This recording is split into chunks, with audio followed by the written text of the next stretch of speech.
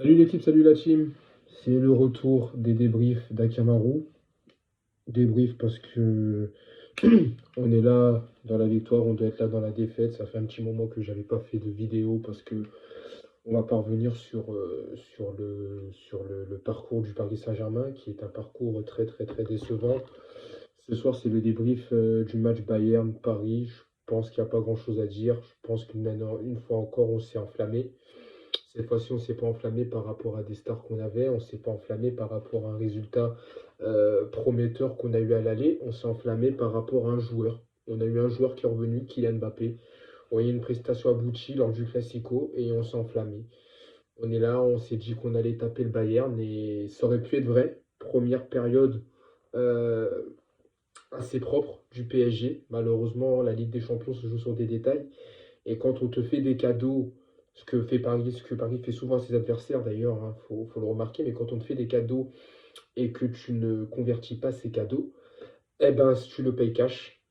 Donc voilà, première mi-temps où on a donné peut-être l'illusion, puis deuxième mi-temps où on a coulé, des erreurs bêtes, pas encore, parce que tous les ans c'est la même, tous les ans on répète nos erreurs, tous les ans on est là en train de faire des erreurs bêtes et de prendre des buts bêtes, soit par des boulettes de gardien, soit par des pénaltys, soit par des buts évitables. Et encore une fois, je pense qu'il n'y a pas grand-chose à dire. Il n'y a même pas d'analyse à faire. Je pense que l'analyse qu'il faut faire, c'est un bilan. Donc, on va faire un bilan, les gars. On va faire un bilan. Ouais, ouais, j'avais mis le quatrième maillot. Bref, on va faire un bilan. Parce que le bilan doit être important. Le bilan doit être salé. Déjà au niveau des gardiens. On a laissé partir. J'aime beaucoup Donnarumma, on va pas se mentir, j'aime beaucoup Donnarumma, gardien très prometteur, 22 ans, gardien jeune qui normalement te donne une pérennité pour le gardien. On a laissé partir Keylor Navas. Je me suis moqué de Keylor, je vais pas vous mentir. Mais encore ce soir, même s'il n'y a pas eu de boulette du gardien, on a laissé partir Keylor Navas, qui était un gardien expérimenté, qui était un gardien qui nous apportait quelque chose en Ligue des Champions. On l'a laissé partir. Euh, Et Donnarumma, alors oui, Donnarumma aime le PSG, c'est indéniable. Mais Donnarumma, pour moi, est encore jeune. Sergio Rico, je ne vais même pas en parler. Le Tellier, c'est pas la peine. Défensivement, on est à la ramasse. Kipembe, blessé, fin de saison. Marquinhos, depuis le match contre le Real, on a perdu Marquinhos. Et ça me fait mal au cœur, mais ce soir, je pense je vais m'attarder sur deux joueurs qui aiment le PSG, qui ont grandi avec le PSG. Vous me voyez venir, Marco Verratti, Marquinhos, qui veulent finir leur carrière au PSG. Encore une fois, je ne suis pas contre ces joueurs-là, je ne veux pas souhaiter qu'on les vende, mais je pense qu'il faut leur chercher des vrais concurrents. Il faut aller chercher aujourd'hui des joueurs qui peuvent prendre la place d'un Marquinhos ou d'un Verratti. Parce que le problème qu'il y a, c'est que les milieux, en fait, on recrute des milieux complémentaires et ça ne fonctionne pas. Parce que force est de constater que ces joueurs-là, alors Marquinhos, on ne va pas en parler, il est blessé, il était mal au coach, il est sorti. Mais Verratti, on va en parler, parce que Verratti, c'est un coutumier du fait. Verratti, ça fait des années qu'il est au PSG. Verratti, c'est toujours la même chose. Quand c'est pas des fautes bêtes qu'il fait, cette proportion à vouloir conserver le ballon à tout prix devant ses cages. Alors quand il le fait devant les cages adverses, pas de problème. Quand il le fait même au milieu de terrain, ça fait chier, mais pourquoi pas. Mais quand il le fait devant son but, et que oui, quand ça passe et c'est magnifique, mais quand ça passe pas, eh ben c'est violent. Quand ça passe pas, c'est violent. Et malheureusement, on est trop coutumier du fait avec Verratti. Tous les ans, il fait la même chose. Tous les ans. Et moi, les gars, ça me fait chier parce que, comme on dit, j'ai l'impression qu'on se répète. J'ai l'impression qu'avec le PSG, on se répète. Tous les ans, c'est comme ça. Sergio Ramos, il s'est peut-être réveillé que sur ce match du Bayern, mais c'est trop peu. C'est trop peu pour le joueur qu'il est. Et aujourd'hui, il est vieux, c'est plus Sergio Ramos du Bayern. J'aime beaucoup, mais aujourd'hui, est-ce qu'il faut continuer avec lui? Je sais pas. Parce que c'est un leadership. C'est un mec qui porte ce. Ouais, mais qui, sur le terrain, on le voit footballistiquement, ce n'est plus le Sergio Ramos qui inquiétait les gens. Aujourd'hui, c'est un papy. Et des fois, j'ai l'impression que Thiago Silva, qu'on a laissé partir, est encore mieux défensivement que Sergio Ramos. Donc, il faut se poser des questions. Danilo Pereira, j'ai rien à dire. C'est incroyable. C'est incroyable que Danilo Pereira soit pratiquement l'un des meilleurs défenseurs du PSG, alors que le gars est milieu de terrain de formation. On n'a pas recruté Skriniar. Et on va en parler, le mercato du PSG. Il faut en parler parce que tu ne peux pas faire un mercato comme ça et espérer aller loin en Ligue des Champions. Tu peux pas. Nuno Mendes, j'ai rien à dire. Ce soir, il était fatigué. Juan Bernat, il a fait son match. Achraf Hakimi, très très bon. Mais Achraf Hakimi, on sait aujourd'hui ce qui lui arrive. Il est mouillé dans des histoires de viol. Est-ce que c'était logique de le faire rentrer dans un match aussi important contre le Bayern? Dans du Mukiele, je n'ai pas compris ce qui s'est passé. Il est rentré, il est ressorti. Apparemment, il était blessé. Comment ça se fait que tu recrutes un joueur, je ne sais pas combien de millions, et qu'il est blessé? On va en parler. Nordi Mukiele, toujours blessé. Renato Sanchez, le mec qui n'anime pas des matchs, blessé. Et Kitike, je ne vais même pas en parler. Je- Au début, j'étais sage avec lui. Je me suis dit, c'est un jeune joueur, il a 20 ans, il vient de Reims. Mais en fait, non, non, il apporte rien, même Vitinha. Alors oui, effectivement, on avait tous le mot à la bouche Vitinha. Mais aujourd'hui, Vitinha nous a montré un truc. C'est un bon milieu, très technique, mais c'est clairement pas un milieu offensif. Je prends encore des grands clubs. Tu vas au Real, Kroos, Modric, c'est des mecs qui marquent des buts. C'est des mecs qui, quand ils tirent au ballon, ils marquent des buts. Frenkie de Jong, Pedri, c'est des mecs, ils marquent des buts. Tu vas à Liverpool.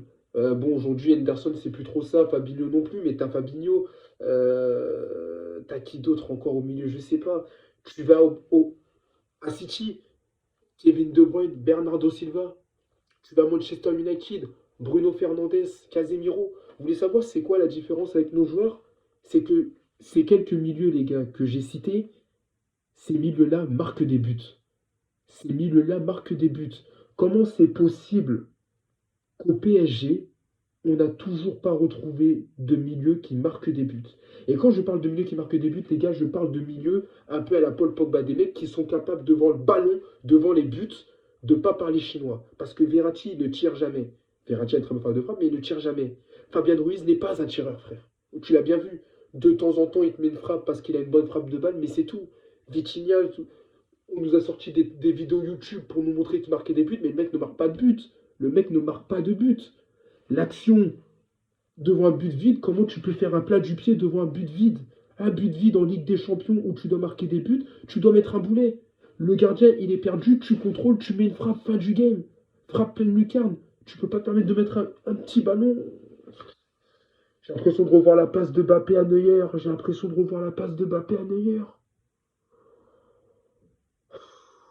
C'est incroyable, les gars. Et puis, ben, offensivement, rien. Pablo Sarabia, il est parti parce qu'il ne servait à rien. Carlos Soler, il sert à rien. Il sert à rien. Et Kitike, j'en ai déjà parlé. Et ça me fait mal. Ça me fait mal parce que déjà, je vais avoir froid. Ça me fait mal parce que dans le dos, il y a un joueur, c'est mon joueur préféré. Je pensais, quand il est venu au PSG, c'était l'un des plus beaux jours de ma vie côté parisien. Avec l'arrivée de mecs comme Mbappé, avec la finale de Ligue des Champions du PSG, je me suis dit, putain, Léo Messi que je recrutais sur FIFA joue au PSG. Mais en fait, non, non, non, c'est trop peu. Alors Léo Messi en championnat, oui, pourquoi pas? Pourquoi pas? C'est le championnat, il a toujours été bon en championnat. Mais Léo Messi en attaque, c'est trop peu. En Ligue des Champions, c'est trop peu. Et dans un match comme ça contre le Bayern, on l'a pratiquement pas vu. Il était sous été noir. Et moi, je regardais le débrief, et il y a des choses qu'il faut se poser la question. Il faut, tous les ans, on dit la même chose. Tous les ans, on dit qu'il faut recommencer à zéro. Mais je crois que quand on dit qu'il faut recommencer à zéro, il faut vraiment recommencer à zéro. Et je pense qu'il y a certains joueurs, et on l'a toujours dit, les joueurs qui ont vécu la remontada, c'est triste à dire, mais je pense que ces joueurs-là seront marqués à vie. Et je pense à un mec comme Marquinhos qui était présent. Je pense à un mec comme Marco Verratti qui était présent ou qui était blessé, je ne sais plus. Mais je pense que chaque personne qui a vécu la remontada ne devrait plus jouer au PSG aujourd'hui. Parce que c'est des gens qui seront marqués à vie. Et ça casse les couilles, les gars. Sérieusement, ça casse les couilles parce que tous les ans, c'est la même.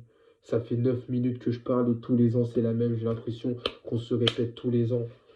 J'ai l'impression qu'on se répète tous les ans. Je ne vais même pas venir Skriniar. Ok, va venir l'année prochaine, on s'en bat les couilles. Cette semaine, cette année qu'on avait besoin d'un défenseur. Je suis désolé, Bichabiou. Il est jeune, c'est un Titi. C'est pas Warren Zaïre-Emery. Warren Zaïre-Emery, j'ai rien à dire. Ce gamin-là, je l'aime. Ce gamin-là, quand il rentre sur le terrain, il mouille le maillot, il est technique, il a une pointe d'accélération. Ce gamin-là, je l'aime. On a laissé partir Savi Simons, le jeune Zaïre Emery, il ne faut pas le laisser partir. Mais après lui, qu'est-ce que tu veux faire, gros? Après lui, qu'est-ce que tu veux faire?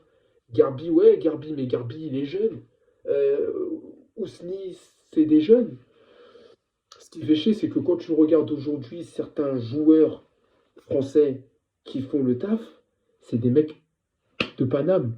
Colomwani, Upamecano, Kingsley Coman, je suis Christopher Nkunku, Mike Maignan.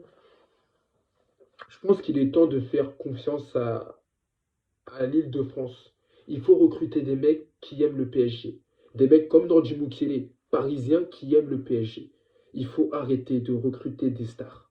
Il faut arrêter de recruter des joueurs qui ne connaissent pas le PSG. Fabien Ruiz, c'est un Espagnol. Tu laisses tomber. Ouais, mais bon, on parlait de Vitinha, le mec, on était en train de tous de le sucer en début de saison. Ouah, Vitinha, super milieu, et là maintenant, le crash dessus. Ça fait tellement chier la team, ça fait tellement chier, voilà, voilà. Une élimination encore, une élimination de plus en huitième de finale, pratiquement fin de saison. Euh, le temps passe. J'ai tellement à dire sur le PSG que si je parle, frérot, j'ai fait au moins une vidéo de 20 minutes et ça va mettre un temps de fou à se mettre sur YouTube, mais j'étais obligé de faire un débrief parce qu'il y a des gens qui disent des choses. Steven, s'il est là quand on gagne, ouais, quand on gagne, comme le Classico, je suis présent. Faut que je sois là et que j'assume. Donc j'assume, frérot. Tu vois, je te montre ma gueule. Je te montre ma gueule. Je sais pas si j'ai une tête belle ou quoi que ce soit, mais j'assume d'être là pour une défaite du PSG. Je vais m'arrêter là, la team, parce qu'il y a beaucoup de trucs à dire sur le PSG. Je pense que fin de saison, je ferai plusieurs vidéos courtes pour parler d'un bilan, parce que sinon, je vais parler pendant 20 minutes et ça va servir à rien. Prenez soin de vous, prenez soin de vos proches. Je le répète, c'est le plus important. On est ensemble.